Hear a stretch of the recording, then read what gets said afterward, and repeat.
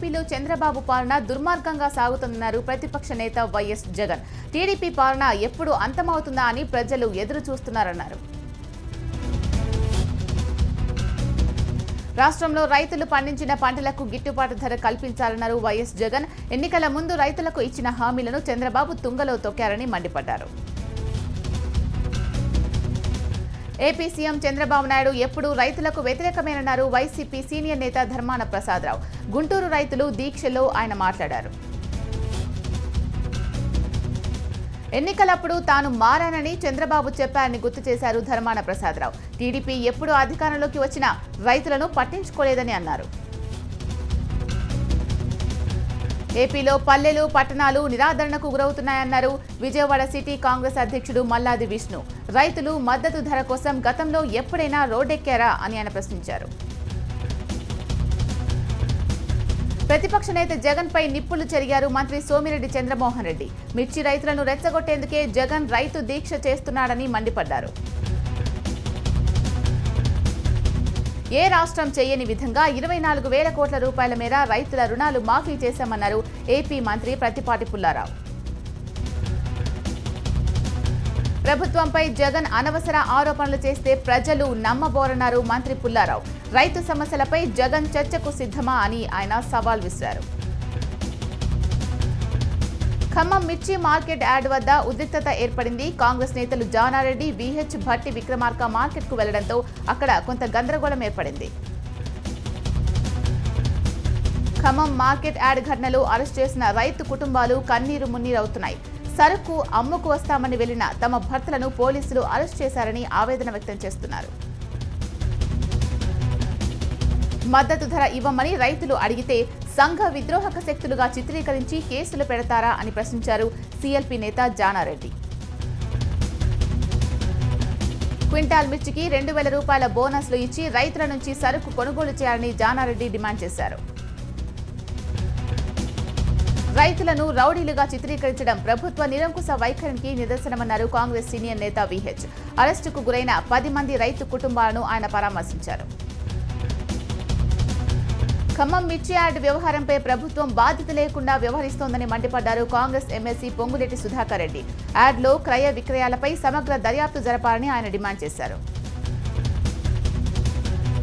రైతులపై పెట్టిన అక్రమ కేసులను తక్షణమే ఎత్తివేయాలని డిమాండ్ చేశారు పొంగులేటి. కాంగ్రెస్ పార్టీని దళారుల పార్టీ అన్న మంత్రి కడియం శ్రీహరి ఆ వ్యాఖ్యలు ఉపసంహరించుకోవాలన్నారు. తెలంగాణలోని రహదారుల్లో ఎక్కడా గుంతలు కనిపించకూడదన్నారు సీఎం కేసీఆర్. మే నెలాఖరులోగా ఆ పనులు పూర్తి చేయాలని ఆయన అధికారులను ఆదేశించారు. సీఎం కేసీఆర్ జూన్ 1 తర్వాత రాష్ట్ర వ్యాప్తంగా పర్యటించనున్నారు. ఆర్ఎండ్బీ శాఖకు కొత్త రహదారుల నిర్మాణానికి మరమ్మతులకు అవసరమైన నిధులను బడ్జెట్లో కేటాయించారు సీఎం. తెలుగు రాష్ట్రాల్లో మేడే వేడుకలు అంబరానంటే వివిధ కార్మిక సంఘాలు ప్రపంచ కార్మిక దినోత్సవాన్ని ఘనంగా నిర్వహించాయి. అన్ని ప్రధాన నగరాలతో పాటు వాడవాడలా మేడే సంబరాలు జరిగాయి. పలుచోట్ల భారీగా ర్యాలీ నిర్వహించారు. కూడళ్లలో ఎర్ర జెండాలు ఎగురవేసి శుభాకాంక్షలు తెలియజేశారు. కార్మికుల సంక్షేమానికి తమ ప్రభుత్వం కట్టుబడి ఉందన్నారు సీఎం చంద్రబాబు. విజయవాడ ఏ కన్వెన్షన్ హాల్లో జరిగిన మేడే వేడుకల్లో సీఎం చంద్రబాబు పాల్గొని కార్మికులకు శుభాకాంక్షలు తెలిపారు. కార్మికులు ఏ రంగంలో ఉన్నా వారి సమస్యల పరిష్కారానికి ప్రభుత్వం అండగా ఉంటుందని సీఎం చంద్రబాబు భరోసా ఇచ్చారు. కార్మికుల శ్రమను దోపిడీ చేసేవారిని ఉపేక్షించబోమని హెచ్చరించారు. ప్రకాశం జిల్లా ఒంగోలులో మేడే వేడుకలు ఘనంగా జరిగాయి. పలుచోట్ల ఎర్ర జెండాలు ఎగురవేశారు. ఏఐటీయూసీ ఆధ్వర్యంలో భారీ ర్యాలీ నిర్వహించగా సిఐటియు ఆధ్వర్యంలో కళా ప్రదర్శనలు చేశారు. నెల్లూరు జిల్లాలో మేడే వేడుకలు ఘనంగా జరిగాయి. నెల్లూరులోని కనక మహల్ సెంటర్లో పుచ్చలపల్లి సుందరయ్య విగ్రహానికి నేతలు పూలమాలలు వేసి నివాళులు అర్పించారు. మేడే వేడుకలు అనంతపురం జిల్లా గుత్తిలో ఘనంగా జరిగాయి. రైల్వే మజ్దూర్ యూనియన్ ఆధ్వర్యంలో ఉద్యోగులు కార్మికులు రక్తదానం చేశారు. తిరుపతిలో కార్మికులు కదం తొక్కారు. మేడే సంబరాల్లో భాగంగా ఎర్ర జెండాలతో ర్యాలీలు నిర్వహించారు. అమరవీరులకు విప్లవ జోహార్లు అర్పించారు. శ్రీకాకుళంలో మేడే సంబరాలు ఘనంగా జరిగాయి. డైమండ్ పార్క్ నుంచి ఎన్జీఓ హోం వరకు భారీ ర్యాలీ చేశారు. ఉస్మానియా యూనివర్సిటీలో మేడే ఉత్సవాలు ఘనంగా జరిగాయి. లేడీస్ హాస్టల్ వద్ద ఎర్ర జెండా ఎగురవేశారు. ఇఫ్టూ నేత పద్మ తదితరులు హాజరయ్యారు. రాజన్న సిరిసిల్ల జిల్లాలో మేడే వేడుకలు ఘనంగా జరిగాయి. కార్మిక సంఘాల ఆధ్వర్యంలో ర్యాలీ నిర్వహించి పలు చోట్ల ఎర్ర జెండాలు ఎగురవేశారు. మేడే సంబరాల్లో భాగంగా భూపాలపల్లి జిల్లాలో వాడవాడలా ర్యాలీ నిర్వహించారు. సింగరేణి గన్లపై ఎర్ర జెండాలు ఎగురవేశారు. నిజామాబాద్ జిల్లాలో ఎర్ర జెండా రెపరెపలాడింది. కార్మిక సంఘాల ఆధ్వర్యంలో నగరంలో భారీ ర్యాలీ నిర్వహించారు. మేడ్చల్ జిల్లా నేరెడ్మెట్ ప్రభుత్వ ఆసుపత్రిలో వైద్యులు సిబ్బంది నిరసనలు తెలిపారు. గత 3 ఏళ్లుగా కాంట్రాక్ట్ పద్ధతిలో పనిచేస్తున్నా రెగ్యులర్ చేయడం లేదని ఆవేదన వ్యక్తం చేశారు. తెలుగు రాష్ట్రాల జలవనరుల శాఖ అధికారుల వాగ్వాదంతో నాగార్జునసాగర్ డ్యాం వద్ద ఉద్రిక్తత చోటు చేసుకుంది. నాగార్జునసాగర్ డ్యాం కుడి కాలువ నుంచి ఏపీకి నీటి విడుదలను తెలంగాణ అధికారులు అడ్డుకోవడంతో ఇరు రాష్ట్రాల అధికారుల మధ్య వాగ్వాదం జరిగింది. ఏపీకి కుడి కాల్వ ద్వారా 2 టీఎంసీల తాగునీటిని కృష్ణా బోర్డు కేటాయించింది. రోజుకు 7,000 క్యూసెక్కుల చొప్పున 2 టీఎంసీల నీరు కేటాయించారు. ఈ వివాదం నేపథ్యంలో డ్యాంకు ఇరువైపులా 2 రాష్ట్రాల పోలీసులు మోహరించారు. దీంతో అక్కడ ఉద్రిక్త పరిస్థితి నెలకొంది. తెలంగాణ పోలీసులు నకిలీ ఐసిస్ వెబ్సైట్తో యువతను రెచ్చగొడుతున్నారని ఆరోపించారు కాంగ్రెస్ సీనియర్ నేత దిగ్విజయ్ సింగ్. యువతను రెచ్చగొట్టేందుకే పోలీసులకు అధికారం ఇచ్చారా అంటూ దిగ్విజయ్ ట్విట్టర్లో పోస్ట్ చేశారు.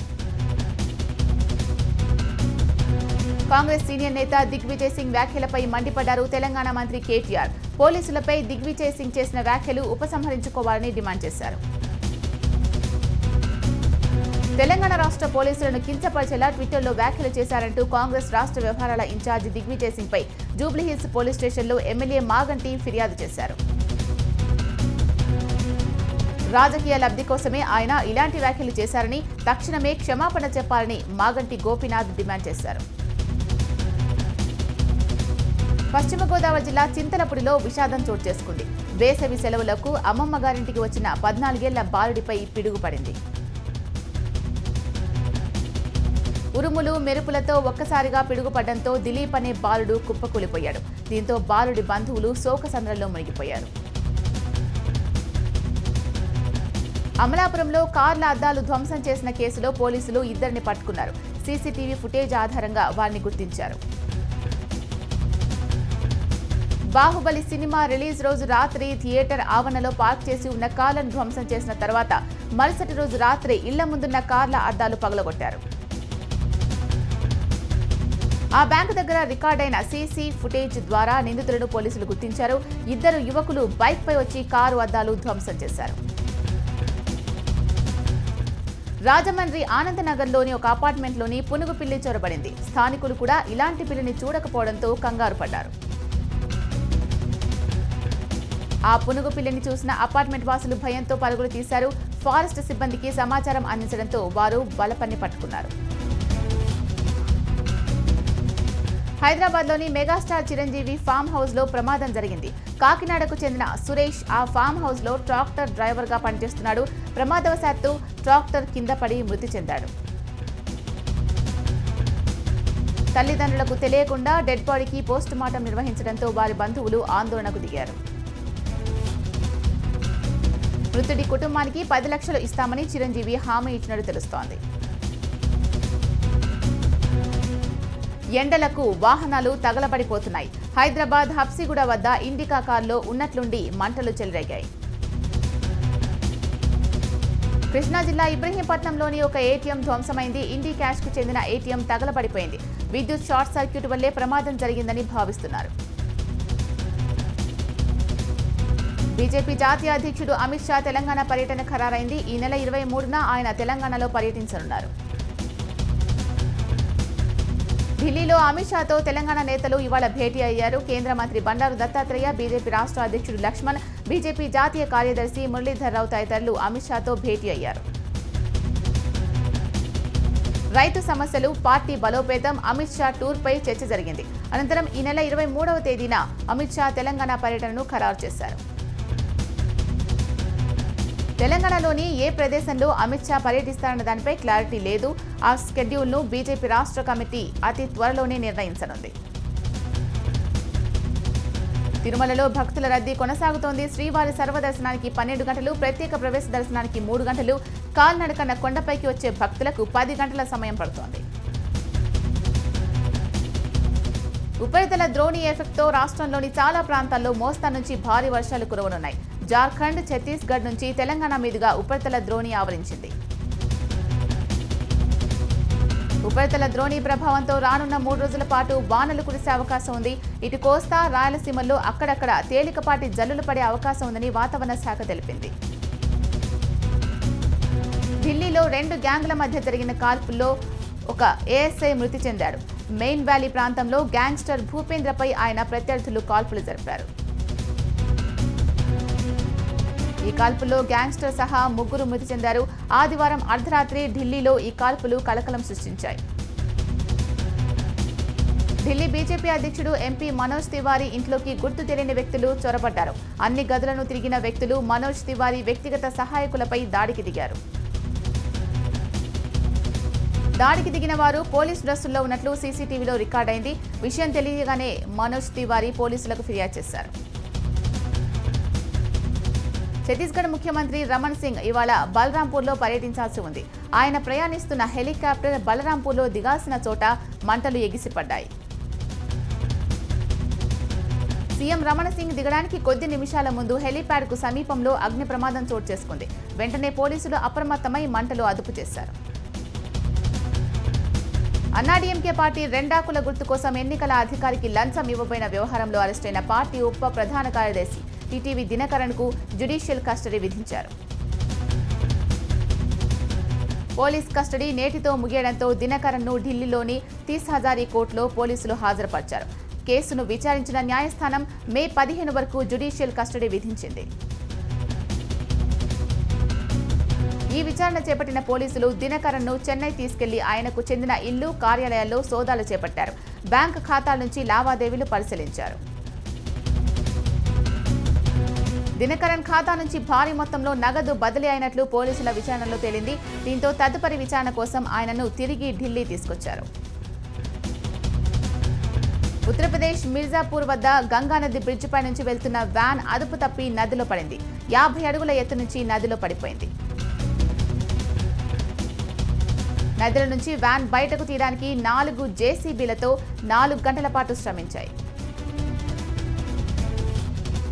గుజరాత్లోని సూరత్లో బస్సులో మంటలు చెలరేగాయి. లాల్గేట్ మీదుగా వెళ్తున్న సిటీ బస్సులో మంటలు చెలరేగాయి. డ్రైవర్ అప్రమత్తంగా వ్యవహరించి బస్సును ఆపేశాడు. ప్రయాణికులంతా కిందికి దిగడంతో ప్రమాదం తప్పింది. ఈ ప్రమాదంలో బస్సు పూర్తిగా కాలిపోయింది. ఎస్బీఐ ఖాతాదారులకు మరో షాక్ ఇచ్చింది. తాజాగా వివిధ రకాల డిపాజిట్లపై వడ్డీ రేట్లను మరింత తగ్గిస్తూ దేశీయ అతిపెద్ద ప్రభుత్వ రంగ బ్యాంక్ ఎస్బీఐ నిర్ణయం తీసుకుంది. టర్మ్ డిపాజిట్ రేట్లను 50 బేసిస్ పాయింట్ల మేరకు తగ్గించింది. తగ్గించిన వడ్డీ రేట్లు మధ్యకాల, దీర్ఘకాల డిపాజిట్లతో పాటు ₹1,00,00,000 వరకు ఉండే వాటిపై అమలు కానుంది. తాజా వడ్డీ రేట్ల ప్రకారం 2 ఏళ్ల కన్నా తక్కువ కాకుండా 3 ఏళ్ల లోపు ఉండే డిపాజిట్లపై 6.25% వడ్డీని అందించనుంది. ఇంతకుముందు ఇది 6.75% ఉండేది. అదేవిధంగా సీనియర్ సిటిజన్లకు ప్రస్తుతం ఇస్తున్న 7.25% వడ్డీని 6.75%కి తగ్గించింది. 3 ఏళ్ల నుంచి 10 ఏళ్ల మధ్య ఉండే డిపాజిట్లపై 25 బేసిస్ పాయింట్లను తగ్గించిన ఎస్బీఐ 6.50% వడ్డీనిస్తోంది. సవరించిన వడ్డీ రేట్లు ఏప్రిల్ 29 నుంచి అమల్లోకి వచ్చాయని ఎస్బీఐ వెల్లడించింది. 7 రోజుల నుంచి 2 ఏళ్ల కాల వ్యవధి కలిగిన డిపాజిట్లపై వడ్డీలో ఎలాంటి మార్పు లేదు. ఏడాది కాలం నుంచి 455 రోజుల మధ్య చేసే డిపాజిట్లపై 6.90% వడ్డీని బ్యాంక్ అందిస్తోంది. ప్రముఖ ఆటోమొబైల్ సంస్థ టొయోటా కిర్లోస్కర్ మోటార్కు ఏప్రిల్లో మంచి లాభాలొచ్చాయి. కొత్త ఎస్యూవీ ఫర్నిచర్ విడుదలతో టొయోటాకు కలిసొచ్చింది. ఏప్రిల్లో టొయోటా అమ్మకాలు 48% పెరిగినట్లు ఆ సంస్థ ఒక ప్రకటనలో పేర్కొంది. గత నెలలో టొయోటా నుంచి 14,057 యూనిట్లు అమ్ముడయ్యాయి.